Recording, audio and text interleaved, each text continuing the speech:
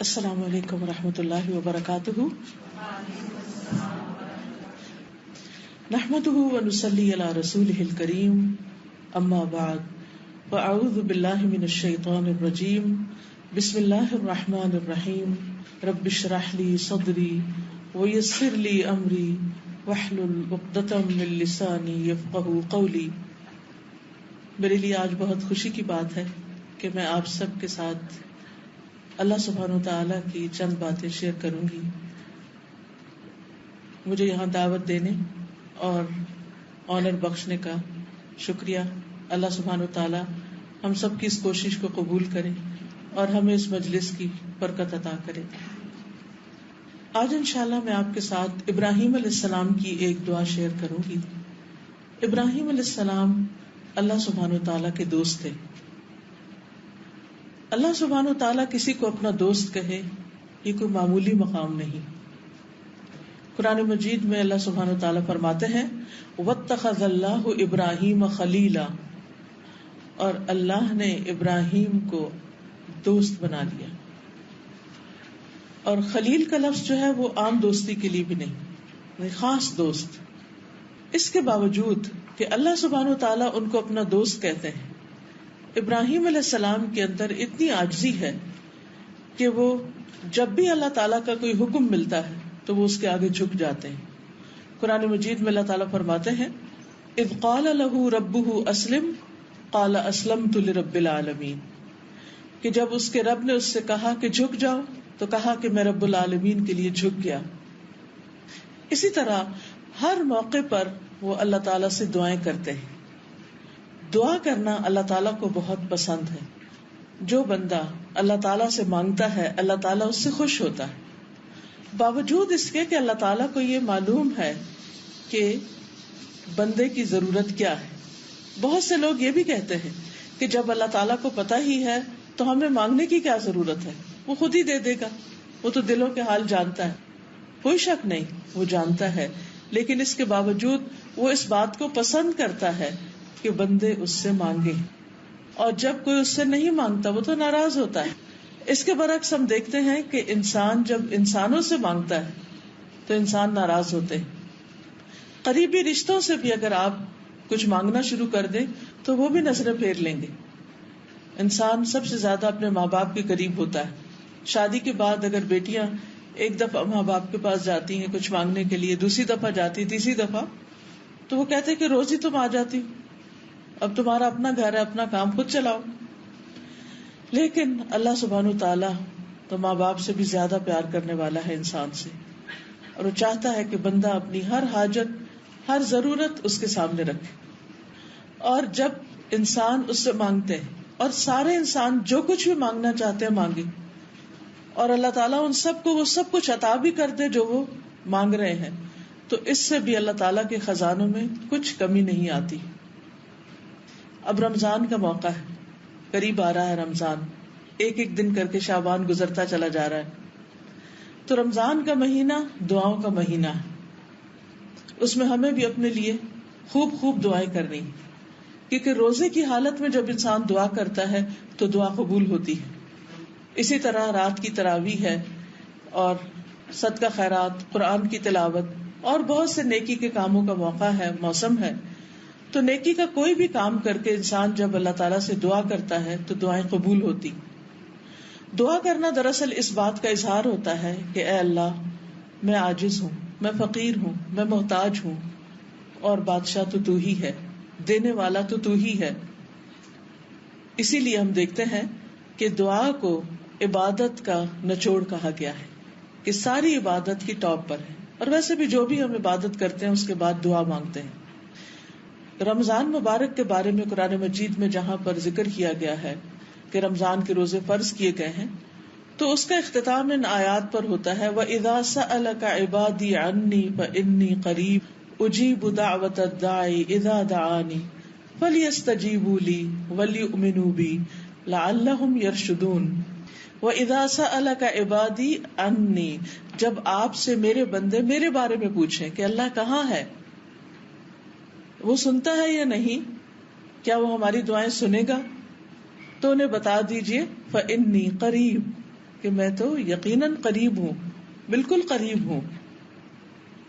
باوجود اس کے کہ وہ اپنے عرش پر ہے، لیکن وہ ہلکی سے ہلکی آواز حتیٰ کہ دل میں اٹھنے والے خیالات تک سے وہ واقف ہے.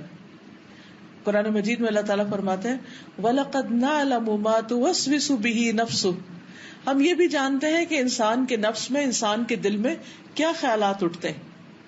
تو وہ بہت قریب ہے. اجیب دعوت الداعی اذا دعانی، میں جواب دیتا ہوں دعا کرنے والے، پکارنے والے کی پکار کا جب بھی وہ مجھے پکارتا ہے. دن کو پکارتا ہے، رات کو پکارتا ہے، آہستہ آواز میں پکارتا ہے، بلند آواز سے پکارتا ہے، دل ہی دل میں پکارتا ہے، وسپر کرتا ہے، کہیں پر بھی پکارتا ہے. میں اس کی دعا سنتا ہوں اور میں اس کا جواب دیتا ہوں کہ بندے میں نے سن لی تیری دعا.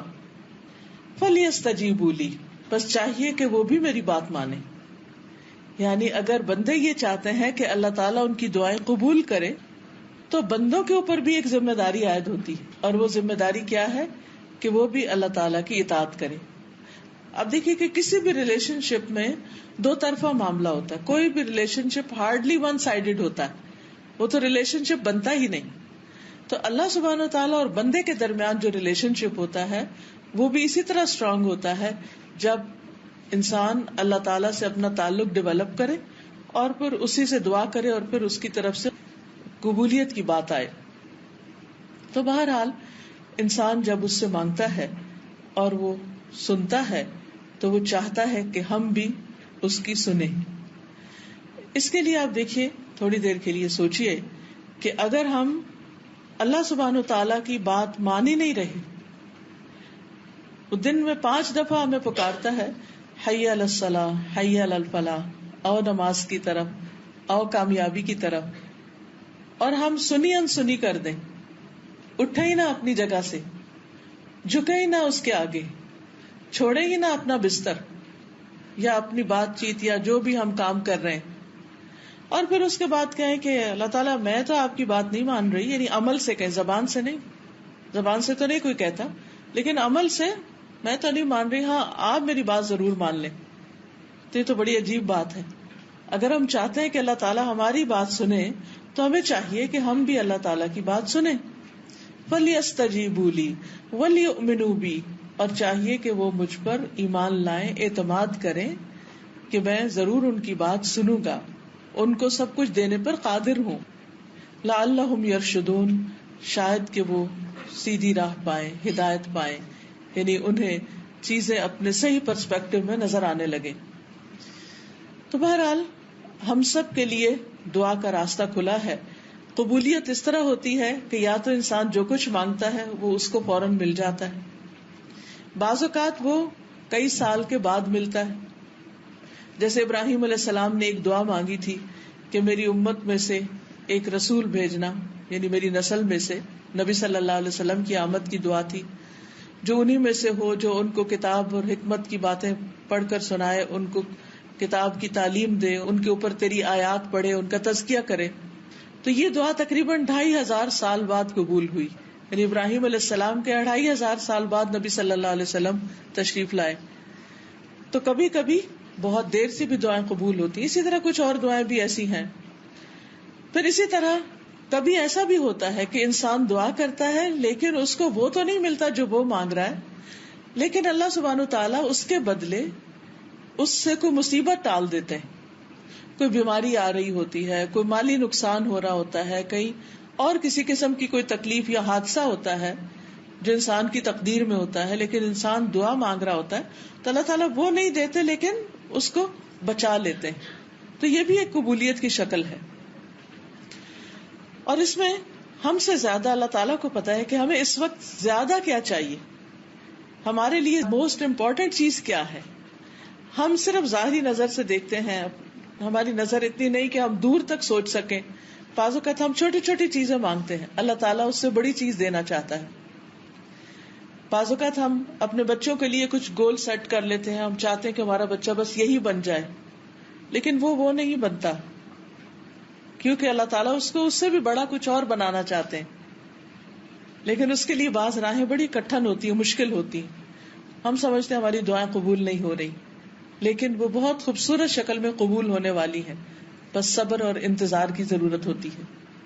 اور ایک شکل یہ ہے کہ انسان کو دنیا میں اس کے بدلے میں نہیں کچھ ملتا، لیکن آخرت میں بہترین جزا ملے گی اس کی، یعنی ہر دعا کے بدلے اس کے لیے نیکیاں ہیں. اور جب انسان آخرت کا بدلہ دیکھے گا تو سوچے گا کاش دنیا میں مجھے کچھ بھی نہ ملتا، آج سب کچھ یہی ملتا. لیکن آج ہم دنیا میں چونکہ اس زندگی کی اتنی اہمیت کو جانتے نہیں، اس لیے یہی چاہتے ہیں کہ جو کچھ ہے بس ہمیں یہی مل جائے. پھر ایک چیز یہ ہے کہ ہم عموماً جو دعائیں مانگتے ہیں وہ مادی چیزوں کی ہوتی ہیں، وقتی ضروریات کی ہوتی. لیکن آج جو دعا میں ابراہیم علیہ السلام کی آپ کے ساتھ شیئر کروں گی وہ بہت ہی خوبصورت دعا ہے. انہوں نے جو چیز مانگی وہ بے مثال ہے. وہ کہتے ہیں رب ہب لی حکمن والحقنی بالصالحین واجعل لی لسان صدق فی الآخرین واجعلنی من ورثۃ جنۃ النعیم واغفر لأبی انہ کان من الضالین ولا تخزنی یوم یبعثون یوم لا ينفع مال ولا بنون الا من اتى اللہ بقلب سلیم. کہتے رب ہب لی حکمن، اے میرے رب مجھے حکمت عطا کر، مجھے نفع مند علم عطا کر، والحقنی بالصالحین اور مجھے صالحین کے ساتھ ملا دے، نیک لوگوں کی مجلس عطا کر، واجعل لی لسان صدق فی الآخرین اور بعد والوں میں میرا ذکر خیر جاری کر دے، واجعلنی من ورثۃ جنۃ النعیم اور مجھے جنت النعیم کے وارثوں میں شامل کر دے، واغفر لأبی میرے باپ کو بخش دے، انہ کان من الضالین بے شک وہ بھٹکے ہوئے لوگوں میں سے تھا، ولا تخزنی یوم یبعثون اور مجھے رسوا نہ کرنا اس دن جب سب لوگ دوبارہ اٹھائے جائیں گے، یوم لا ينفع مال ولا بنون جس دن مال اور بیٹے کام نہ آئیں گے، الا من اتى اللہ بقلب سلیم مگر جو اللہ کے پاس سلامت دل لے کر آیا. تو سلامت دل جو ہے یہ انسان کو وہاں پر فائدہ دے گا. تو بہرحال اس دعا میں بہت ہی جامع دعا ہے اور ہم سب کو بھی اپنے لیے مانگنی چاہیے. یہ سورۃ الشعراء کی آیت نمبر 83 سے آنورڈز یہ دعا موجود ہے. قرآن مجید میں بھی آپ دیکھ سکتے ہیں، دعاؤں کی کتابوں میں بھی عام طور پر یہ دعا پائی جاتی ہے. سب سے پہلی چیز جو مانگی گئی وہ ہے رب ہب لی حکمن، اللہ مجھے حکم عطا کر، حکمت عطا کر، فیصلے کی قوت عطا کر، فائدہ مند علم عطا کر. یاد رکھیے عربی زبان بہت وسیع زبان ہے، اس میں ایک لفظ کے اندر کئی معنی چھپے ہوئے ہوتے ہیں. جب انہوں نے حکم کا لفظ کہا تو اس میں حکمت بھی ہے، اس میں علم بھی ہے، اور اس میں وہ تمام چیزیں ہیں جو صحیح فیصلے سے تعلق رکھتی ہیں. آپ دیکھیے کہ ہماری زندگی ہر وقت ہمارے فیصلوں کی محتاج ہوتی ہے. ہمیں ہر کام میں ایک ڈیسیژن لینا پڑتا ہے. کچھ فیصلے بڑے بڑے ہوتے ہیں، کچھ فیصلے چھوٹے چھوٹے ہوتے ہیں. ہمارا عمل، ہمارا ایکشن یا لائن آف ایکشن وہی ہوتی ہے جو ہمارا فیصلہ ہوتا ہے. اگر فیصلہ غلط ہو جائے تو انسان غلط مقام پہ جا پہنچتا ہے. ایک چھوٹی سی مثال سے آپ دیکھیں کہ مثلاً آپ گاڑی چلا رہے ہیں اور اس وقت آپ اندازے سے ایک غلط موڑ مڑ جاتے ہیں.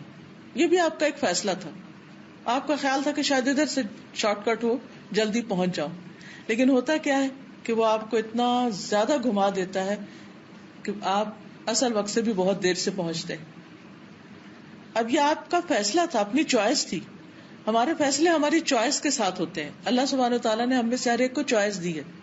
ہم جب صحیح چوائسز بناتے ہیں تو اس کا نتیجہ بھی صحیح ہوتا ہے، پھر ہمارا ایکشن بھی صحیح ہوتا ہے، پھر اس ایکشن کا جو ریئیکشن ہے یا اس کا جو ریزلٹ ہے یا جو اس کا نتیجہ نکلنے والا ہے وہ بھی بہترین ہوتا ہے. مثلاً ہم یہاں اس وقت آئیں یا نہ آئیں یہ بھی ہمارا ایک فیصلہ تھا. یہاں بیٹھ کر سنیں یا نہ سنیں یہ بھی ہمارا ایک فیصلہ ہے. یہاں سے جو کچھ ہم سنیں اس کو یاد رکھیں یا نہ رکھیں یہ بھی ایک فیصلہ ہے. یہ سارے فیصلے ہمارے اپنے ہوتے ہیں اور ہمارے دل کے اندر ہی اندر، اپنی سوچوں کے اندر ہی اندر بہت کچھ ہو رہا ہوتا ہے. اور ہم پھر سوچتے جاتے ہیں اور کچھ نہ کچھ کرتے چلے جاتے ہیں. تو اللہ تعالیٰ سے یہ دعا مانگنی چاہیے کہ اللہ تعالیٰ میں جو بھی فیصلہ کروں، چھوٹا کروں یا بڑا کروں، وہ اچھا فیصلہ کروں، درست فیصلہ کروں، فائدہ مند فیصلہ کروں. پھر آپ دیکھیے کہ حکم کا ایک معنی حکمت ہے، وزڈم. عربی میں حکمت کہتے ہیں صحیح جگہ پر صحیح کام کرنا، right decision at right place, right time, یعنی رائٹ ٹائم پر رائٹ ڈیسیژن. پھر اس میں بھی حکم اور حکمت میں، فیصلے اور حکمت میں ایک کنیکشن ہے کہ رائٹ ٹائم پر رائٹ ڈیسیژن لینا، ہر چیز کو اس کی اپنی اصل جگہ پر رکھنا، یہ حکمت کہلاتا ہے. اللہ سبحانہ و تعالیٰ قرآن مجید میں فرماتے ہیں یؤتی الحکمۃ من یشاء ومن یؤت الحکمۃ فقد اوتی خیرا کثیرا. وہ حکمت عطا کرتا ہے جس کو وہ چاہتا ہے، اور جس کو حکمت مل گئی اس کو بہت بڑی بھلائی نصیب ہو گئی، اس کو بہت بڑی خیر مل گئی. یعنی جو انسان عقل مند ہے، سمجھدار ہے، صحیح سوچ رکھتا ہے، پازیٹو تھنکنگ رکھتا ہے اور صحیح فیصلے کرتا ہے، تو اس کو زندگی گزارنے کا ایک بہترین طریقہ ہاتھ آ جاتا ہے. اب دیکھیے کہ کس موقع پر کتنی بات کرنا ہے، کسی غم کے موقع پر غم کتنا منانا ہے، کسی خوشی کے موقع پر خوشی میں ایکسائٹمنٹ کتنی ہونی چاہیے، کیا کرنا ہے کیا نہیں کرنا، شادی بیاہ کے معاملوں میں کہاں شادی کرنی ہے نہیں کرنی، شادی کے موقع پر کیا خرچ کرنا ہے کیا نہیں کرنا، بچوں کو تعلیم دینی تو کتنی دینی، کیا دینی کیا نہیں دینی، ایون بچوں کی تربیت میں ان کے ساتھ معاملہ کرنا تو کیسے کرنا ہے، کس وقت ان کے ساتھ نرمی کرنی ہے، کس وقت ان کے ساتھ سختی کرنی ہے، کس وقت ان کو چھوڑ دینا ہے اور کس وقت ان کو پکڑنا ہے. یہ سب کچھ حکمت پر مبنی ہے. بعض اوقات ہم کھانے کی میز پر بیٹھ کر بچوں سے حساب کتاب شروع کر دیتے ہیں، کہاں گئے، کیا کیا، کیا پڑھا کیا نہیں پڑھا. یوں لگتا ہے جیسے اس وقت ہماری قید میں آتے ہیں اور پھر ہم ان کے ساتھ جیسا چاہیں کریں. حالانکہ کھانا کھانے کا وقت ایسا نہیں کہ جس میں انسان کوئی تلخ بات کرے یا ایسی بات کرے کہ جس سے لوگ قریب آنے کی بجائے اور دور ہو جائیں. وہ ہلکی پھلکی بات چیت کرنے کا وقت ہوتا ہے، بڑے بڑے فیصلے کرنے کا وقت نہیں ہوتا. لیکن بعض اوقات ہم جلد بازی میں یا غصے میں یا پہلے ہی ہم نے کچھ سوچ کے رکھا ہوتا ہے، اس کے مطابق ہم اپنی گفتگو وہیں سے شروع کرتے ہیں، وہیں سے کام خراب ہو جاتا ہے. بعض اوقات آپ نے دیکھا ہوگا بچے کھانا چھوڑ کے اٹھ جاتے ہیں، پاؤں پٹکتے ہوئے جا کے دروازہ بند کر لیتے ہیں، چلے جاتے ہیں. کبھی گھر میں کھانا ہی نہیں کھاتے. پھر کبھی ایسا بھی ہوتا ہے کہ ماں باپ کے رویے سے تنگ آ کر وہ ماں باپ کے ساتھ بیٹھنا ہی نہیں چاہتے، گلنا ملنا ہی نہیں چاہتے، بات سننا ہی نہیں چاہتے. یہاں تک کیوں نوبت پہنچتی؟ کیونکہ بعض اوقات ہم اس حکمت سے کام نہیں لیتے کہ جس سے پیار، محبت، صبر، برداشت کے ساتھ ہم ان کی تربیت کر سکیں. کبھی تھوڑی سختی کی ضرورت ہوتی ہے، ہم زیادہ کر جاتے ہیں. کبھی فرم ہونے کی ضرورت ہوتی ہے، ہم ان کو ڈھیلا چھوڑ دیتے ہیں. کبھی ایک بات کرنے کی ضرورت ہوتی ہے، ہم 10 باتیں کہہ جاتے ہیں. اور کبھی بات کی ضرورت ہوتی ہے اور ہم کچھ بھی نہیں کہتے. تو یہ سب کچھ کیا ہے؟ حکمت سے تعلق رکھتا ہے. یہ بھی اللہ سبحانہ وتعالیٰ کی دین ہوتی ہے، یہ بھی توفیق ہوتی ہے. اس پر اللہ تعالیٰ سے دعا کرنی چاہیے کہ اللہ ہمیں صحیح وقت میں صحیح بات کرنے کی توفیق عطا فرما، صحیح فیصلوں کی توفیق عطا فرما. اسی طرح آپ دیکھیں باقی معاملات میں بھی جو کچھ ہم کام کرتے ہیں، مثلا اگر ہم کوکنگ کر رہے ہیں، ایک چائے کا کپ بھی اگر ہم نے پکانا ہے تو آپ دیکھیں اس کو بھی اگر پانی کو زیادہ ابال دیں گے تو کیا ہوگا، کم ابالیں گے تو کیا ہوگا، پتی زیادہ ڈال دیں گے تو کیا ہوگا، کم ڈالیں گے تو کیا ہوگا، دودھ زیادہ ڈال دیں گے تو کیا، کم ڈالیں گے تو کیا. ان ساری چیزوں کا اس چائے کے کپ پر اثر پڑ رہا ہے. یہ سارے فیصلے تو ہمارے ہی، ہم نے کیا کرنا ہے. لیکن اگر ہم ہر چیز کو ایک بیلنس کے ساتھ صحیح مقدار میں کریں گے تو وہ چیز فائدہ مند ہوگی، زیادہ لذیذ ہوگی. کوئی بھی چیز ہم کر رہے ہیں تو یہ سب چیزیں حکمت سے تعلق رکھتی ہیں، فیصلوں سے تعلق رکھتی ہیں، اور ان سب کے پیچھے علم کی ضرورت ہوتی ہے. اب مثلاً ایک ڈاکٹر کے پاس آپ جاتے ہیں تو وہ آپ کے لیے دوائی پرسکرائب کرتا ہے، نسخہ لکھتا ہے آپ کے لیے. وہ جو اس وقت وہ سمجھ رہا ہے آپ کو، آپ خود بھی اپنا آپ کو نہیں سمجھ رہے ہوتے کہ اس وقت مجھے کیا چاہیے، مجھے کون سی میڈیسن کھانی چاہیے، کتنی کھانی چاہیے، کب تک کھانی چاہیے. یہ آپ کے بہاف پر ڈیسیژن کون لیتا ہے؟ ڈاکٹر لیتا ہے، اور اسی کو لینا چاہیے. کیوں؟ اس لیے کہ اس کے پاس علم ہے، وہ علم جو میرے پاس نہیں ہے.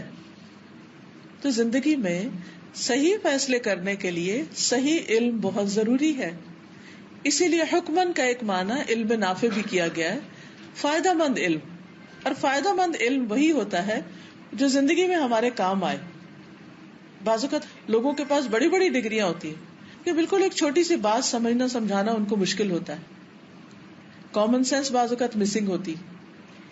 یہ سب چیزیں بھی ہمیں اللہ تعالیٰ سے مانگنی چاہیے کہ اللہ تعالیٰ ہمیں صحیح علم عطا کر، حقیقی علم عطا کر، جس کی وجہ سے ہم اس زندگی میں صحیح فیصلے کر سکیں.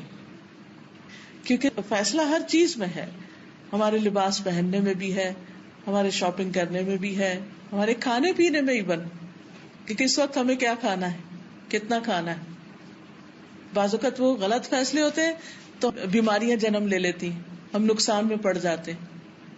تو اللہ سے دعا کرنی چاہیے کہ یا رب ہمیں صحیح نور عطا کر، بصیرت عطا کر، ہمارے دل کی آنکھیں کھول دے، ہمیں حقیقت دکھا دے، معاملات کی تہہ تک پہنچنا سکھا دے.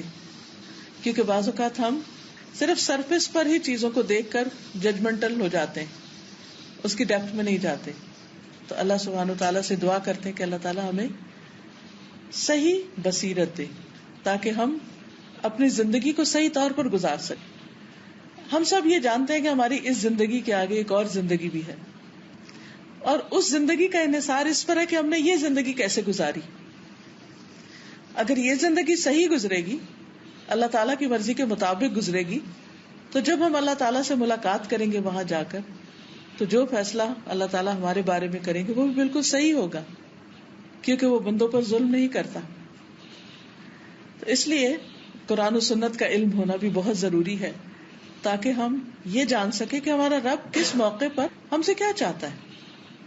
جب ہم کوئی بزنس کر رہے ہوں یا شادی کے ہسبینڈ وائف کے ریلیشن شپ میں ہوں، میری رسپانسبلٹیز کیا ہیں، میرے رائٹس کیا ہیں، میرے ہسبینڈ کے رائٹس کیا ہیں، میرے بچوں کے رائٹس کیا ہیں، ان کی کیا رسپانسبلٹی ہے مجھ پر، ان کے بارے میں مجھ سے کیا پوچھا جائے گا.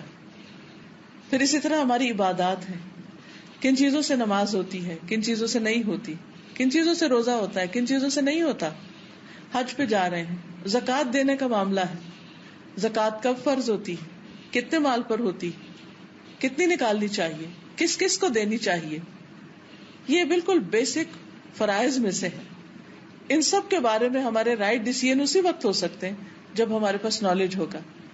مثلا ہم نماز پڑھتے ہیں تو بعض اوقات ہم اس میں بھول جاتے ہیں، تو ہمیں سمجھ نہیں آتی کہ سجدہ صاحب کرنا یا نہیں کرنا، وہ ڈیسیژن نہیں لے پا رہے ہوتے. اس کی وجہ کیا ہوتی ہے؟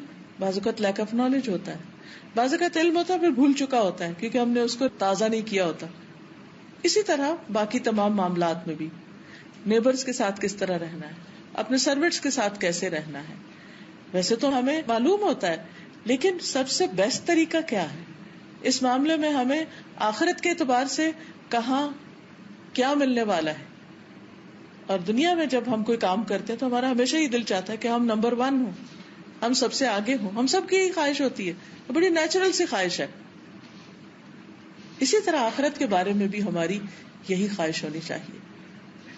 اور پھر یہ صرف حکم یا علم یا حکمت صرف اپنے لیے نہیں مانگے، اپنے بچوں کے لیے بھی مانگے کہ اللہ ان کو بھی علم عطا کر تاکہ وہ بھی اپنی زندگی میں صحیح ڈیسیژنز لیں. ہم سب کو اپنے بچوں کے بارے میں بہت فکر ہوتا ہے نا، شادی کرتے تب فکر ہوتا ہے، کہیں جاب کرنے جائیں تب فکر ہوتا ہے، پڑھنے جائیں تب فکر ہوتا ہے، پتہ نہیں کیا کریں گے، پتہ نہیں کیسے کریں گے، پھر پیچھا بھی کرتے رہتے ہیں، پتہ بھی کرتے رہتے ہیں. تو جب ہم ان کو کچھ دعائیں سکھا دیں گے اور وہ بھی اللہ سے مانگیں گے تو بہت حد تک اطمینان ہو جائے گا. دوسری چیز جو ابراہیم علیہ السلام نے مانگی وہ الحقنی بالصالحین، کہ اللہ مجھے نیک لوگوں کے ساتھ ملا. اللہ سبحانہ و تعالیٰ نے ان کو اپنا دوست بنایا، لیکن اس کے باوجود وہ انسانوں میں سے نیک انسانوں کی کمپنی چاہ رہے ہیں، کیونکہ اکیلا انسان بہت کچھ نہیں کر سکتا. اسے کوئی بھی کام کرنے کے لیے لائک مائنڈیڈ پیپل چاہیے ہوتے ہیں، جن کی کمپنی میں وہ کمفرٹیبل فیل کرتا ہے، جن کے ساتھ مل کر اس کا دل خوش ہوتا ہے، جن کے ساتھ مل کر اس کا دل و دماغ روشن ہو جاتا ہے اور وہ بہتر فیصلے کر سکتا ہے. آپ نے دیکھا ہوگا کہ زندگی میں دو طرح کے لوگ آپ کو ملتے ہیں. ایک وہ ہے جو ملتے ہیں اور آپ کی زندگی میں خوشیاں بکھیر دیتے ہیں, اور ایک وہ ہے جن کو مل کے آپ پریشان ہو کے اٹھتے ہیں اور آپ کے دل پہ ایک بوجھ ہوتا ہے. تو یہ صالحین یعنی ایسے اچھے لوگ کہ جن کو مل کے واقعی مجھے خوشی نصیب ہو, میں کامیابی کی طرف بڑھوں, جو مجھے صحیح فیصلے کرنے کے لیے مددگار ہوں. تو یہ دعا بہت ہی امپورٹنٹ دعا ہے. آپ دیکھیے کہ ہم آج جو کچھ ہے نا, ہمیں بنانے میں بہت سے لوگوں کا ایک حصہ ہے. وہ ہمارے پیرنٹس ہو سکتے ہیں, وہ ہمارے رشتے دار ہو سکتے ہیں, وہ ہمارے ٹیچرز ہو سکتے ہیں, وہ ہمارے نیبرز ہو سکتے ہیں, وہ مختلف جگہوں پر آپ کے مختلف دوست ہو سکتے ہیں. اور اس میں دوستوں کا ایک بہت بڑا حصہ ہوتا ہے. یعنی ہم سب اچھی طرح جانتے ہیں کچھ چیزیں ہم نے کتابوں سے سیکھی, لیکن بہت سی چیزیں ہم نے ہیومن انٹریکشن سے سیکھی. لوگوں سے مل کر, میل ملاقات کر کے, تبادلہ خیال کر کے, باتیں کر کے, اس سے ہم نے بہت کچھ سیکھا. اور وہ سیکھنا بڑا آسان بھی ہوتا ہے اور بڑا خوشگوار بھی ہوتا ہے کہ جب آپ کسی کے پاس بیٹھتے ہیں, ایک بات کرتے ہیں, وہ آپ کو کوئی اور اچھی بات بتاتا ہے. پھر ایسے لوگ کہ جو آپ کو دھوکہ نہ دیں, جو آپ سے جیلس نہ ہوں, جو آپ کے سنسیئر فرینڈز ہوں, یہ ساری انسان کی بہت بنیادی ضرورت ہے. یہ بھی اللہ سے مانگنی چاہیے. اور نہ صرف یہ کہ عام انسانوں کو, بلکہ پیغمبروں کے لیے بھی یہ کہا گیا. نبی صلی اللہ علیہ وسلم کو حکم دیا گیا, وَاصْبِرْ نَفْسَكَ مَعَ الَّذِينَ يَدْعُونَ رَبَّهُمْ بِالْغَدَاةِ وَالْعَشِيِّ يُرِيدُونَ وَجْهَهُ وَلَا تَعْدُ عَيْنَاكَ عَنْهُمْ تُرِيدُ زِينَةَ الْحَيَاةِ الدُّنْيَا.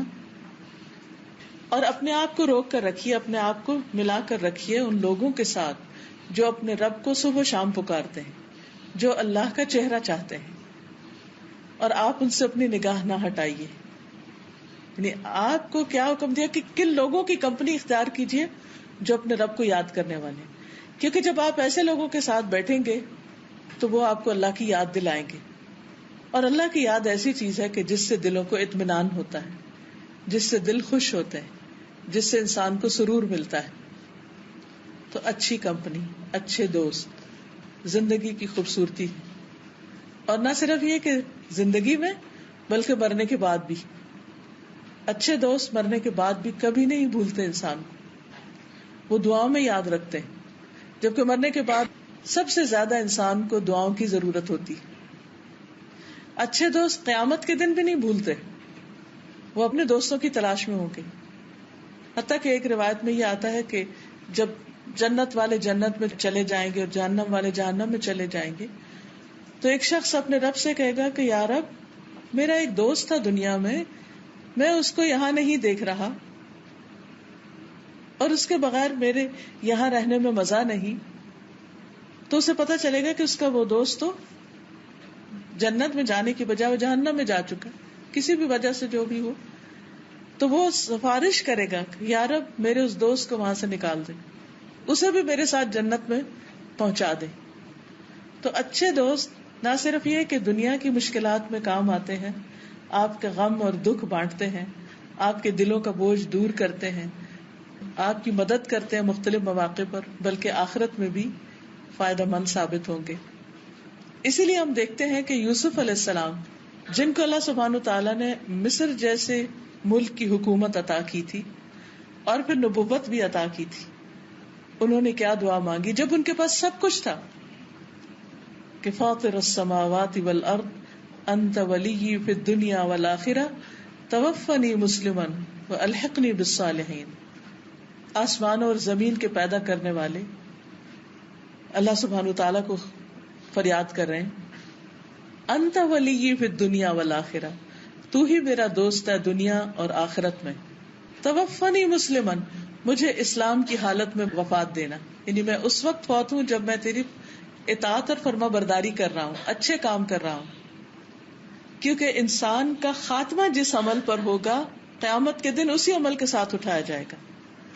اگر آپ کی وفات اچھے لوگوں کے ساتھ ہوتی ہے, اچھے ہاتھوں میں ہے, اچھا کام کرتے ہوئے دنیا سے جاتے ہیں, جیسے ایک حدیث میں آتا ہے کہ اگر کوئی شخص احرام کی حالت میں فوت ہو جائے, حج کرنے گیا راستے میں ہی فوت ہو گیا, تو قیامت کے دن وہ اٹھے گا اور تلبیہ پکار رہا ہوگا, اسی حال میں اٹھے گا.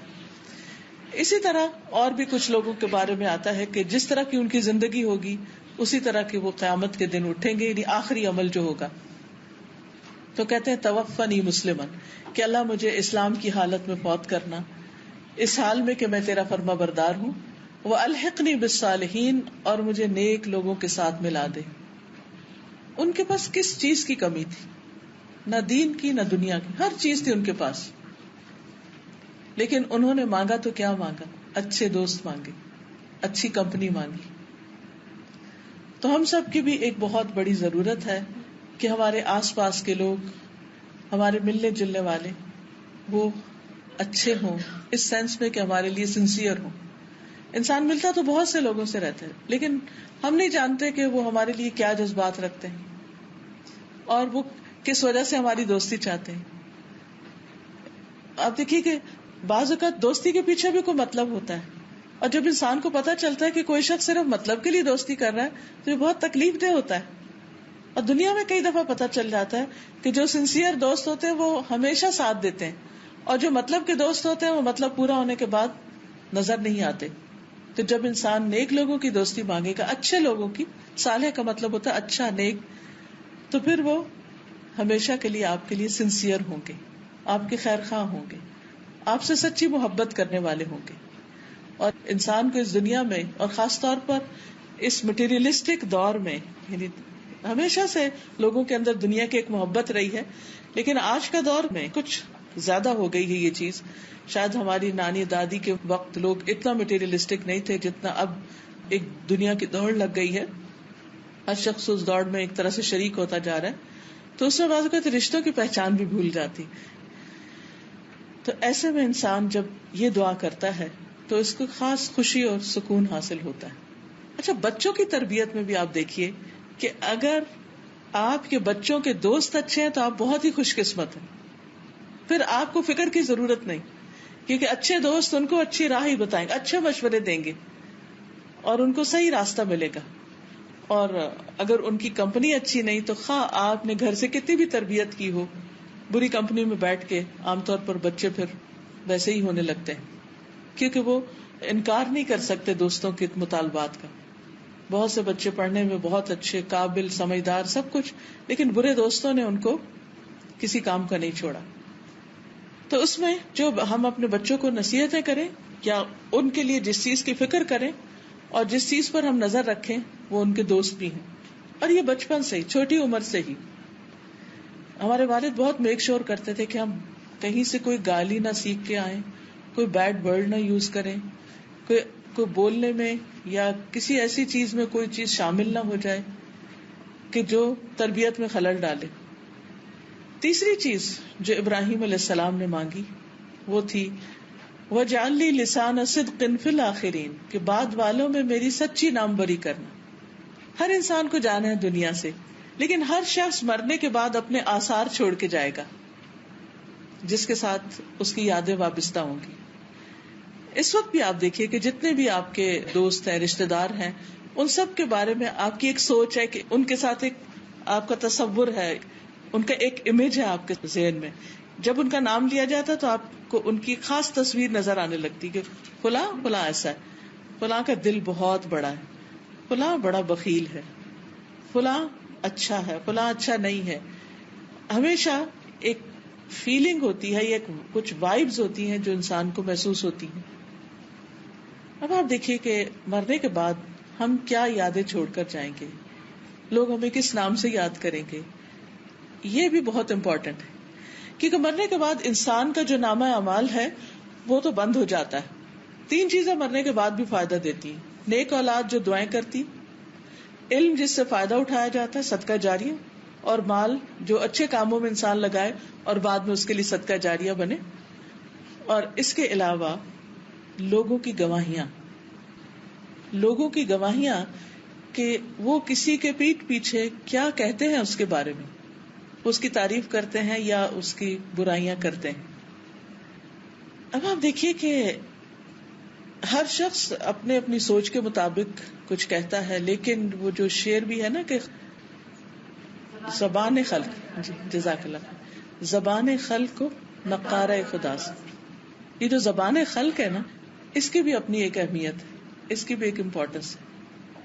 نبی صلی اللہ علیہ وسلم اپنے ساتھیوں کے ساتھ بیٹھے ہوئے تھے کہ ایک جنازہ گزرا. تو لوگوں نے اس کے بارے میں کچھ برے الفاظ کہے کہ شخص اچھا نہیں تھا. آپ صلی اللہ علیہ وسلم نے فرمایا وجبت، واجب ہو گئی. لوگوں نے عرض کیا کہ یا رسول اللہ صلی اللہ علیہ وسلم کیا واجب ہو گئی؟ فرمایا جہنم واجب ہو گئی. تو لوگ بہت ڈر کے پوچھا کہ کس وجہ سے؟ آپ نے فرمایا ان باتوں کی وجہ سے جو تم اس شخص کے خلاف کر رہے تھے، یعنی تمہاری جو گواہیاں تھی، تم جو کچھ اس کے بارے میں کہہ رہے تھے، اس کی وجہ سے اس کا یہ انجام ہے. پھر ایک اور جنازہ گزرا، لوگوں نے اس شخص کی تعریف کی. آپ نے فرمایا وجبت. پوچھا گیا کیا؟ فرمایا جنت. وجہ پوچھی گئی تو بتایا گیا تمہارے اچھی تعریف کی وجہ سے. اب دیکھیے ہم عام طور پر ایک جملہ دہراتے ہیں، مجھے نہیں کسی کی پرواہ، جو مرضی کوئی کہے، میں تو بس جو ہوں سو ہوں. ٹھیک ہے، پرواہ نہیں ہونی چاہیے، انسان کو خود اچھا ہونا چاہیے، اور جب وہ اچھا ہوگا تو انشاءاللہ اللہ تعالیٰ اس کی اچھی شہرت بھی کر دے گا.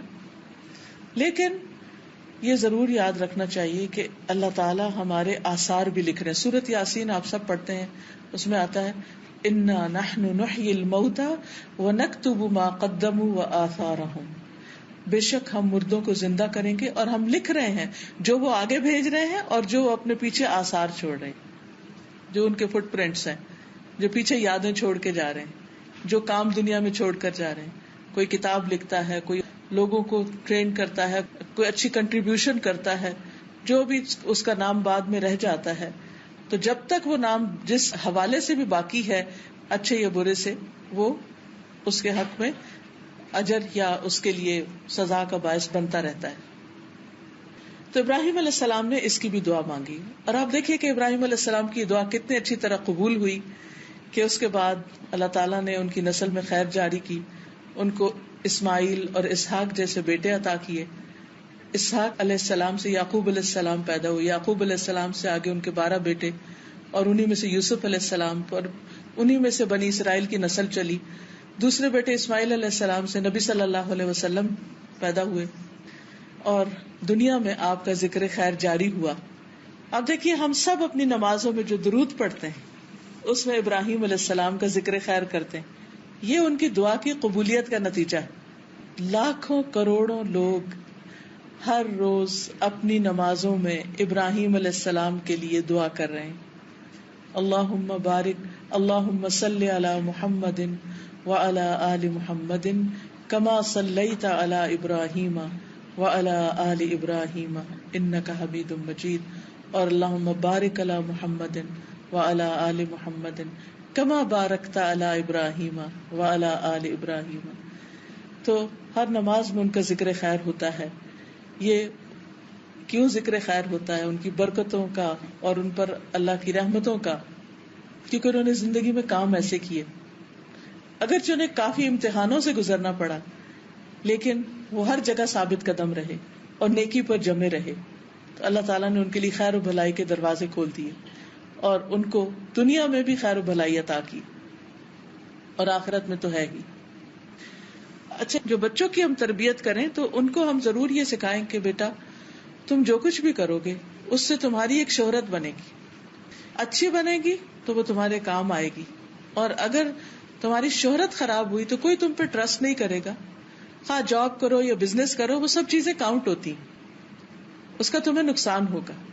اور پھر وَجَعَلْنِي مِن وَرَثَةِ جَنَّةِ النَّعِيمِ کہ انسان ہمیشہ اپنی آخرت کو یاد رکھے اور وہاں کے لیے بھی دعا کرے کہ اللہ نعمتوں بھری جنت میں داخل کرنا.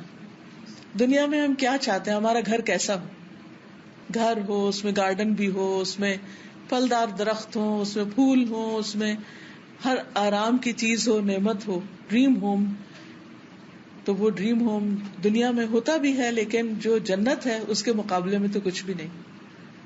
اس لیے آخرت کے گھر کی دعا کرنی چاہیے کہ اللہ تعالیٰ وہاں ہمیں نعمتیں عطا کرنا، ہمارا انجام اچھا کرنا، کیونکہ وہ زندگی کبھی بھی ختم ہونے والی نہیں.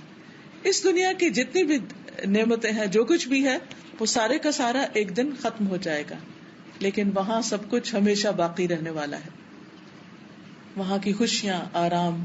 جنت وہ جگہ جہاں کوئی بیمار نہیں ہوگا، جہاں کوئی بوڑھا نہیں ہوگا، جہاں کبھی کسی پر کوئی غم، دکھ اور تکلیف نہیں ہوگا.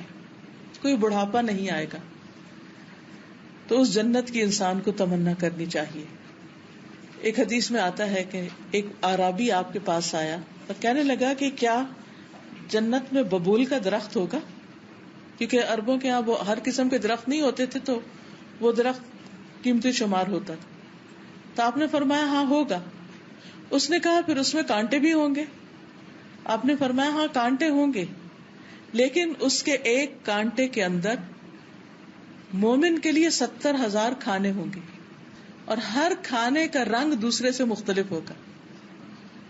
آپ دیکھیے کہ آپ ایک دن میں کتنا کھا سکتے ہیں. یعنی اگر ایک کانٹے کے اندر اتنا کچھ ہے تو پھر وہ پورے درخت میں کیا کچھ ہوگا، اور بے شمار درخت اور ان کے اندر کتنی نعمتیں. ہمیشہ کے لیے جیتے ہوئے وہ نعمتیں انسان ایکسپلور کرتے کرتے کرتے تھک جائے، لیکن وہ نعمتیں ختم نہیں ہوگی. انسان کی سوچ سے بھی بالا ان نعمتوں کی تمنا کرنی چاہیے، اس کے لیے کوشش کرنی چاہیے، اس کے لیے دعا کرنی چاہیے. اور الحمدللہ رمضان آگے ہے، بہترین موقع ہے ہمارے لیے کہ ہم کچھ کریں. ابراہیم علیہ السلام نے یہ بھی دعا مانگی کہ اللہ میرے باپ کو بخش دے. ہمیں اپنی دعا میں اپنے والدین کو یاد رکھنا چاہیے، کیونکہ والدین کے ساتھ جو نیکی کی جاتی ہے وہ ایسی نیکی ہے جس کا بدلہ اللہ تعالیٰ دنیا میں بھی دیتے.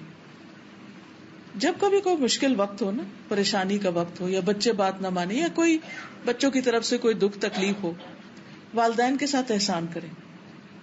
زندہ ہے تو ان کے کسی کام آئیں، ان کا دل خوش کر دیں. اور اگر فوت ہو چکے ہیں تو ان کے لیے کوئی صدقہ خیرات کریں، ان کے لیے دعائیں کریں، انشاءاللہ پریشانی دور ہوگی. اس کے برعکس اگر کوئی والدین کے ساتھ زیادتی کرتا ہے، ان کو ستاتا ہے، تو یہ ان گناہوں میں سے ہے جس کی سزا دنیا میں بھی انسان کو ملتی.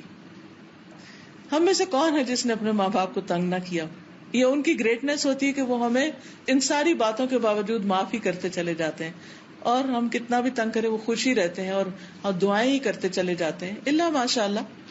تو ہمیں بھی اپنے والدین کو دعاؤں میں یاد رکھنا چاہیے. یہ دعائیں پھر واپس پلٹ کر ہمیں کو فائدہ دینے والی ہیں، ہمارے ہی کام آنے والی ہیں.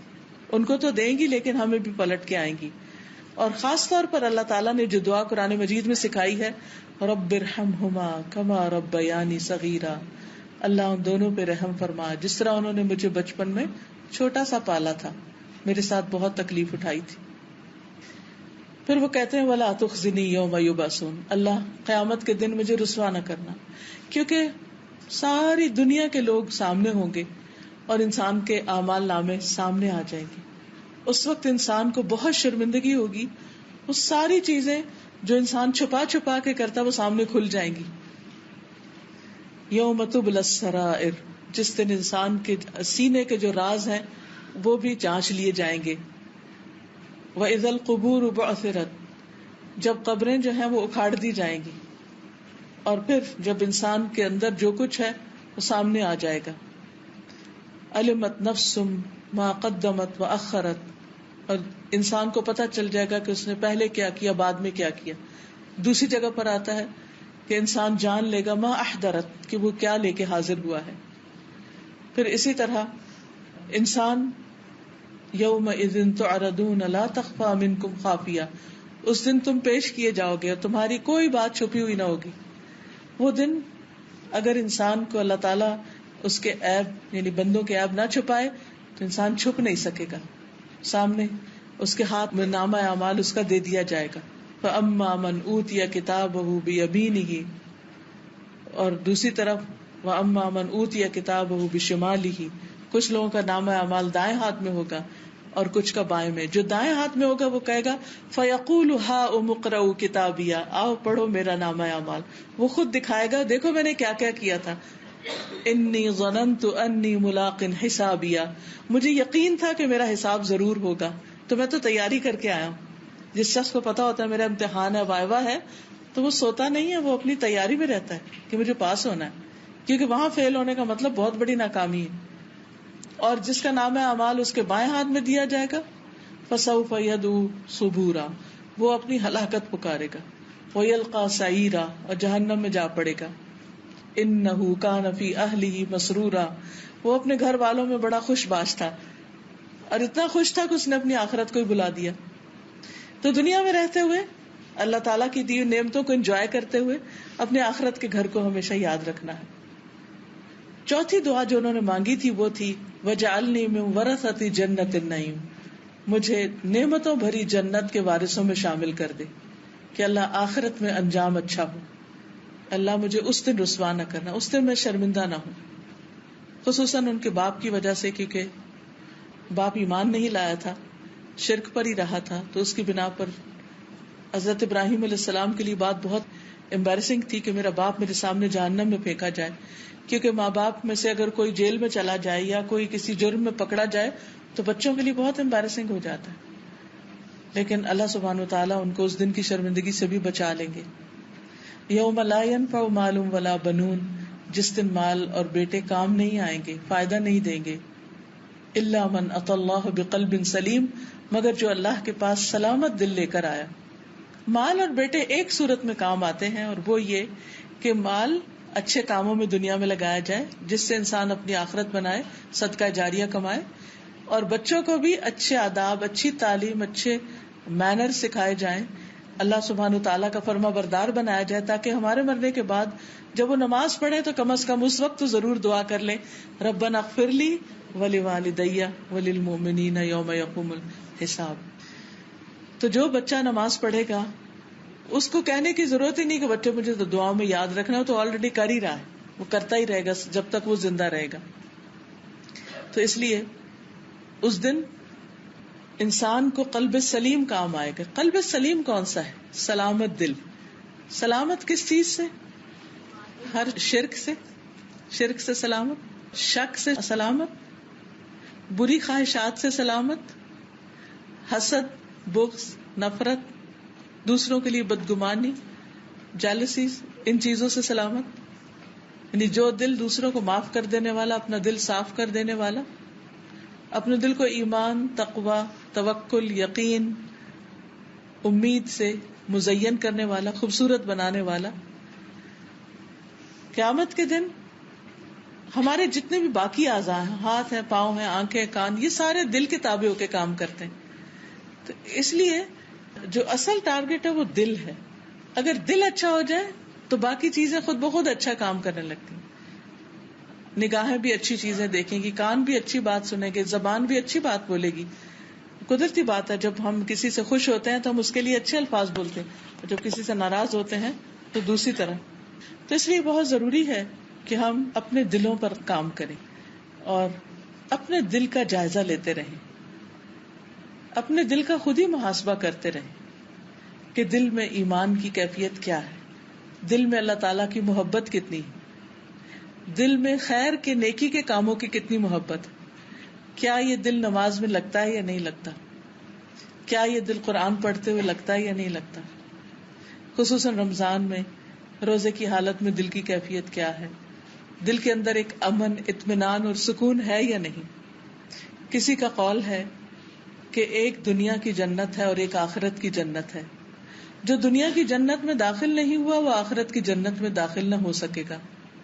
اور دنیا کی جنت دل کی خوشی ہے، دل کا اطمینان ہے، دل کا سکون ہے کہ دنیا میں کچھ بھی ہوتا رہے لیکن انسان اپنے اندر ایک اطمینان پائے، ضمیر پر کوئی بوجھ نہ ہو، اپنے رب کو راضی کرتا رہے، بندوں کے حقوق ادا کرتا رہے، تاکہ جب اس دنیا سے جائے تو اچھی حالت میں جائے. جس طرح صحابہ کے لیے اللہ تعالیٰ نے فرمایا رضی اللہ عنہم ورضوا عنہ، اللہ ان سے راضی ہو گیا اور وہ اللہ سے راضی ہو گئے. تو جب انسان اللہ سے راضی ہو جاتا ہے نا، اللہ کے فیصلوں سے راضی ہو جاتا ہے، تو یہ دل سلیم ہو جاتا ہے، اطمینان ہو جاتا ہے.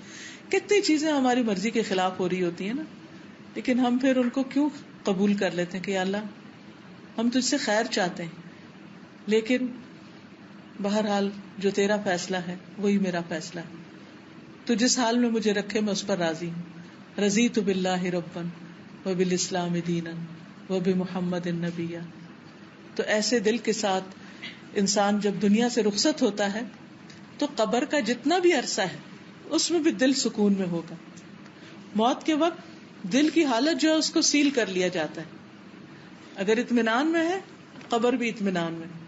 قیامت کے دن جب سب لوگ اٹھیں گے اور گھبراہٹ کی عالم میں ہوں گے تو کچھ لوگ اس وقت بڑے پرسکون ہوں گے. یہ وہی لوگ ہوں گے جو دنیا میں غم، خوشی، رن، بیماری ہر حال میں راضی برضا رہتے تھے، اور دنیا میں واقعی ایسے لوگ پائے جاتے ہیں. پچھلے دنوں ہماری ایک ساتھی کو کینسر ہو گیا تو ہم سب لوگ بہت ہی اس کے لیے پریشان تھے کہ اس پہ کیا گزر رہی ہوگی. بالکل ینگ، چھوٹے چھوٹے 3 بچے، اور بہت ہی ماشاءاللہ قابل اور ایفیشینٹ، اور بہت ہی جسے کہتے ایکٹیو خاتون. لیکن جب میں ان کو دیکھنے کے لیے گئی تو بڑے اطمینان کی حالت میں تھی، اور مجھے بڑی حیرت بھی ہوئی کہ ایک انسان جس کی بیماری شاید 3rd یا 4th ڈگری پہ تھا، وہ کینسر، جس کی بیماری ایسی ہو کہ ڈاکٹر اس کو بس زندگی سے مایوس کر رہے ہوں. ویسے تو ہم میں سارے کا کوئی پتہ نہیں کون کس وقت چلا جائے، لیکن ایسی بیماریاں تو انسان کو ہلا کے رکھ دیتی. لیکن جب میں نے ان کی باتیں سنی اور ان کا اطمینان کہ یہ بیماری میرے لیے بڑی رحمت ثابت ہوئی ہے، میں اللہ کے قریب ہو گئی ہوں، میں نے لوگوں سے معافی مانگ لی ہے، میں ہر وقت کام کی ایک دوڑ میں تھی، اب مجھے نماز میں، دعا میں، اچھے کاموں میں دل لگتا ہے میرا، کیونکہ مجھے پتا کہ آگے یہی کام آنے ہیں. تو اللہ تعالیٰ نے شکر ہے مجھے اچانک نہیں لے لیا، مجھے موقع دے دیا کہ میں کچھ کر سکوں، اور اس طرح کی بہت اچھی اچھی باتیں. تو واقعی مجھے حیرانی ہوئی کہ اتنے تکلیف دہ حال میں، اور وہ پریگننٹ بھی تھی، اس نے اپنی کیمو تھراپی ڈیلے کرائی کہ ڈیلیوری ہو جائے تو اس کے بعد پھر کیمو. بہرحال تکلیف دہ مرحلہ، درد، اور پھر سر میں چلا گیا اور چکر اور سب کچھ، لیکن اس کے باوجود اطمینان اور اللہ سے اچھا گمان کہ اللہ نے میرے لیے برا نہیں کیا، میرے لیے اس میں بڑی بھلائی ہے. مجھے اپنی غلطیاں بہت سی نظر آئی ہیں، اور کچھ میسجز تھے اس کے لوگوں کے لیے کہ صحیح غذا ہو، صحیح وقت پہ سونا جاگنا ہو، اور اسی طرح کی جو عام طور پہ ہیلتھ کانشیس لوگ کرتے رہتے ہیں. لیکن سب سے بڑی بات یہ تھی کہ اللہ کے بارے میں گمان اچھا. تو جب بندہ اللہ کے بارے میں گمان اچھا رکھتا ہے تو اللہ تعالیٰ بھی اس سے اچھا معاملہ کرتا ہے. لیکن جب وقت مصیبت آتی ہے اس وقت ہمارے منہ سے کیا نکلتا ہے، اصل مشکل تو یہ ہے نا، آخری وقت میں کیا نکلے گا. تو جب کوئی اس حال میں دنیا سے رخصت ہو کہ اس کا گمان اللہ کے بارے میں اچھا، تو آگے اچھا ہی اچھا ہے. تو اللہ تعالیٰ سے دعا ہے کہ اللہ تعالیٰ ہمیں زیادہ سے زیادہ اچھے کاموں کی توفیق عطا فرمائے.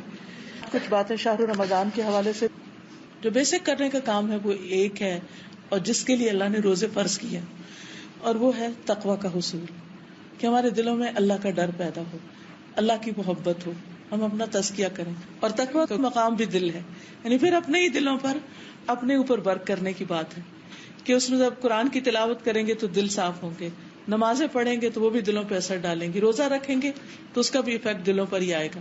تو ہمارا ایک ہی گول ہونا چاہیے رمضان میں کہ ہم اللہ کے اور قریب ہو جائیں، کیونکہ جانا جو اسی کے پاس ہے، اس کے قرب کے ساتھ جائیں گے تو معاملہ اور ہوگا، دوری کے ساتھ جائیں گے تو پھر اور ہوگا. اللہ تعالیٰ سے دعا ہے کہ اللہ تعالیٰ ہمیں اچھے کاموں کی توفیق عطا فرمائے. دعا کر لیتے ہیں. سبحان اللہ والحمد للہ ولا الہ الا اللہ واللہ اکبر ولا حول ولا قوة الا باللہ العلی العظیم. اللہم صلی علی محمد وعلی آل محمد کما صلیت علی ابراہیم وعلی آل ابراہیم انک حمید مجید. اللہم بارک علی محمد وعلی آل محمد کما بارکت علی ابراہیم وعلی آل ابراہیم انک حمید مجید.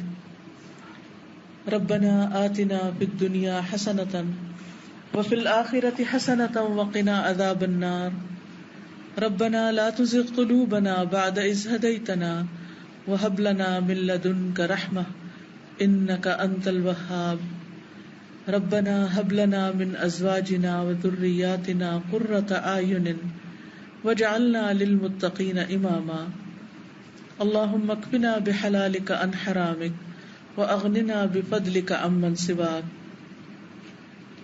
لا إله إلا الله وحده لا شريك له له الملك وله الحمد وهو على كل شيء قدير. سبحان الله والحمد لله ولا الہ الا اللہ واللہ اکبر ولا حول ولا قوة الا باللہ العلی العظیم. استغفر اللہ ربی من کل ذنب واتوب الیہ. اللہ اکبر کبیرا والحمد للہ کثیرا وسبحان اللہ بکرۃ واصیلا. اللہم انی اسألک من الخیر کلہ عاجلہ وآجلہ ما علمت منہ وما لم اعلم واعوذ بک من الشر کلہ عاجلہ وآجلہ ما علمت منہ وما لم اعلم. لا الہ الا اللہ وحدہ لا شریک لہ لہ الملک ولہ الحمد وہو علی کل شیء قدیر. اے اللہ، اے رب العالمین، آپ ہر چیز پر قادر ہیں. یا رب العالمین، تو ہمیں ایمان کی دولت نصیب فرما، تقوی کی دولت نصیب فرما، اپنی محبت عطا فرما، اپنی خشیت عطا فرما، ہمیں قلب سلیم عطا فرما، ہمیں نفع مند علم عطا فرما، ہمیں حکمت عطا فرما، ہمیں نیک ساتھی عطا فرما، ہمیں مرنے کے بعد ذکر خیر عطا فرمانا، ہمیں جنت النعیم عطا فرمانا، ہمارے والدین کو بخش دینا. اللہ ہمیں قیامت کے دن رسوا نہ کرنا. یا رب العالمین، ہمیں دنیا کی بھلائیاں بھی عطا فرما. یا اللہ، ہمیں اپنا محتاج رکھنا، بندوں کی محتاجی سے بچانا. یا اللہ، تو صحت اور زندگی اپنی رضا کے مطابق گزارنے کی توفیق عطا فرمانا، رزق حلال عطا فرمانا، نیک اور صالح اولاد عطا فرمانا، ہماری نسلوں میں خیر جاری کر دینا، ہمارے بچوں کو دنیا اور آخرت کی کامیابیاں عطا فرمانا، انہیں ہماری آنکھوں کی ٹھنڈک بنا دینا.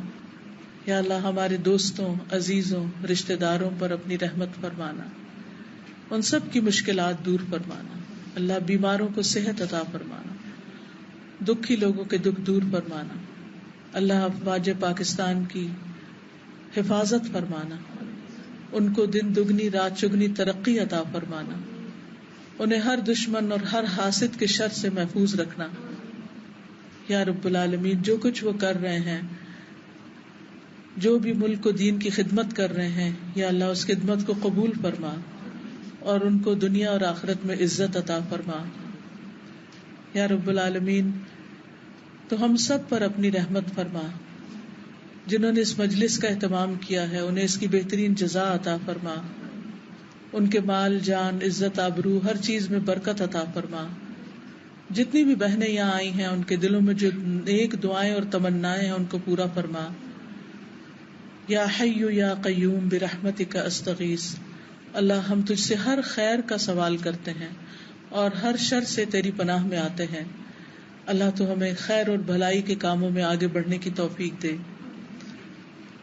اللہ تعالی ہمارا انجام اچھا کرنا، دنیا میں بھی اور آخرت میں بھی ہر طرح کی رسوائیوں سے محفوظ رکھنا. ربنا تقبل منا انک انت السمیع العلیم وتب علینا انک انت التواب الرحیم. وصلی اللہ تعالی علی خیر خلقہ محمد وعلی آلہ واصحابہ واہل بیتہ اجمعین برحمتک یا ارحم الراحمین. الہی آمین. سبحانک اللہم وبحمدک اشہد ان لا الہ الا انت استغفرک واتوب الیک. آپ سب کا بہت شکریہ. Now I would like to take a few questions from the audience, please. Any questions? السلام علیکم ڈاکٹر فرد. میں طارق ہوں اور آپ سے ایک سوال ہی کرنا تھا. جو آپ نے ابھی اپنے لیکچر میں بتایا کہ جنت اور دوزخ کا فیصلہ لوگوں کی گواہیوں پہ بھی ہوتا ہے، تو ڈاکٹر صاحبہ اکثر میں سے ہم لوگوں کو برے ہی اس میں یاد کر رہے ہوتے ہیں. بہت کم ہے کہ ہم کسی کی نیکی کو ریئلائز کریں اور اس کی تعریف کریں. تو اس کا فیصلہ پھر کس طرح ہوگا؟ کیونکہ اگر تو وہ صحیح بات کر رہے ہیں پھر تو وہ ویلڈ ہوگی گواہی، لیکن اگر ان کی گواہی ہی جھوٹی ہے، وہ غلط بات کر رہے ہیں جو کہ حقیقت پر مبنی نہیں، تو وہ گواہی ایکسپٹ نہیں کی جائے گی. جیسے دنیا کی عدالت میں بھی یعنی ایک معیار ہوتا ہے گواہی کا. جی بھیا، یہ جو دعا کارڈ ہے آپ کے ہاتھ میں، میں نے ابھی دیکھا ہے الحمدللہ کا، یہ بہت ہی اچھی دعائیں ہیں. جب بندہ اللہ تعالیٰ کا شکر ادا کرتا ہے اللہ تعالیٰ نعمتیں اور عطا کرتا ہے. تو اللہ تعالیٰ کی تعریف ہے اس میں. اور آپ رمضان میں جیسے دن میں اگر قرآن پاک پڑھا اس کے بعد اگر پڑھ لیں تو انشاء اللہ تعالیٰ بہت فائدے کی چیز ہوتی. جی قلب سلیم کے بعد بھی اس میں قلب سلیم حاصل کرنے کے لیے کیا کوشش یا کیا ایکسرسائز ہو؟ کیونکہ ہم لوگوں کے دل تو ہے ہی انہیں باتوں میں حسد ہے یا کسی نہ کسی بات میں شرک آ جاتا ہے. دل کی صفائی کے لیے 3 چیزیں بہت فائدہ دیتی. ایک قرآن مجید کا پڑھنا اور سمجھنا، کیونکہ قرآن مجید دل پر نازل ہوا ہے نبی صلی اللہ علیہ وسلم کی. اور قرآن مجید میں آتا ہے شفاء لما فی الصدور، کہ قرآن شفا ہے ان بیماریوں کی جو سینوں میں ہے یعنی دل میں ہے. تو دل کی جتنی بھی بیماریاں ہیں ان کے لیے قرآن کا پڑھنا شفا ہے. دوسری چیز موت کی یاد. انسان کسی سے حسد کیوں کرتا ہے یا کسی کی برائی کیوں کرتا ہے؟ کیونکہ وہ دیکھتا ہے کہ وہ دنیا میں اس سے آگے نکل رہا ہے یا اس کو نعمت مل گئی ہے. تو جب انسان کے اندر دنیا کی محبت نہیں ہوگی، آخرت کی فکر زیادہ ہوگی، تو obviously آٹومیٹیکلی اس کے اندر سے پھر جن کے پاس اس سے زیادہ بھی ہو تو ان کے بارے میں وہ برا نہیں سوچے گا. اور تیسری چیز یہ ہے اچھی کمپنی. کیونکہ عام طور پر ہمارے دل کے خیالات کیسے الٹتے پلٹتے جب ہم کسی سے بیٹھ کے باتیں کرتے ہیں. اگر ہماری سوچ منفی ہوگی لیکن دوست کی پازیٹیو ہے تو وہ ہماری منفی سوچ کو بھی وہ ٹھیک کرے گا کہ نہیں تم ایسے نہیں سوچو، اس کو اس اینگل سے بھی دیکھو، وہ اچھی ایڈوائس دے گا. تو یہ چیز پھر انسان کے دل کو سلامت رکھتی ہے. اور اگر دوست ایسے ہیں جو ہر وقت کسی کی چغلی کر رہے ہیں، کسی کی غیبت کر رہے ہیں، کسی کی باتیں بتا رہے ہیں، تو پھر وہ باتیں سن کے تو دل کا حال کیا ہوتا ہے؟ خوشی تھوڑی ہوتی. اور خصوصاً اگر کوئی ہمارے ہی خلاف ہمیں ہی آ کے بتا رہا ہو. آج ہی میں اپنے بیٹے کو کتاب پڑھا رہی تھی، امام غزالی کی کتاب ہے بدایت الہدایہ، عربی کی کتاب ہے لیکن اس میں بہت اچھی اچھی باتیں بھی ہیں. تو اس میں انہوں نے دوست کا دوست پہ حق جو ہے وہ لکھا ہوا تھا، بڑی اچھی ایڈوائسز تھی. تو اس میں ایک بات وہ یہ کہتے ہیں کہ تمہارا دوست وہ سنسیئر نہیں ہو سکتا جو لوگوں کی باتوں کو جو انہوں نے تمہارے خلاف کی وہ لا کے تمہیں پہنچائے اور تمہیں لوگوں سے بدگمان کرے، یعنی تمہارے دل کو دکھائے کہ فلاں تمہارے بارے میں یہ کہہ رہا ہے، فلاں یہ کہہ رہا ہے. تو یہ دوستی کے حق کے خلاف ہے. اچھی بات تو جا کے دوست کو بتائیں، لیکن ایسی باتیں نہ بتائیں جس سے دوست دکھی ہو. ہاں اگر آپ اس کو کسی شر سے خبردار کرنا چاہتے ہیں تو آپ اس کو اچھے الفاظ میں ایڈوائس دے سکتے ہیں کہ آپ ان لوگوں سے محتاط رہیں یا کوئی بھی اچھی بات، لیکن تکلیف دینے والی باتیں پہنچائی نہ جائیں. جی بچے تھوڑے بڑے ہو جاتے ہیں جیسے ٹین ایجرز ہیں تو نماز میں متعلق کرتے ہیں، ہمیں کسی دفعہ کہا جائے کہ وہ بھی تنگ نہ پڑے، گناہ نہ ہونے یا ہم سے چڑ نہ پائے. ان کو نماز کے وقت بہت دفعہ کہنے سے فائدہ نہیں ہے. ان کے ذہن تیار کریں کہ ہم نماز کیوں پڑھیں. ان کو پتا ہونا چاہیے، ان کے دل میں اللہ کی محبت پیدا کریں، ان کو نماز کے فائدے بتائیں. اور یہ اس وقت نہیں جب نماز کا ٹائم ہو. اس کے علاوہ کوشش یہ کریں کہ اپنے بچوں کے ساتھ دن یا رات کا کوئی حصہ ضرور مقرر کریں جس میں ان کے ساتھ اچھی باتیں شیئر کریں.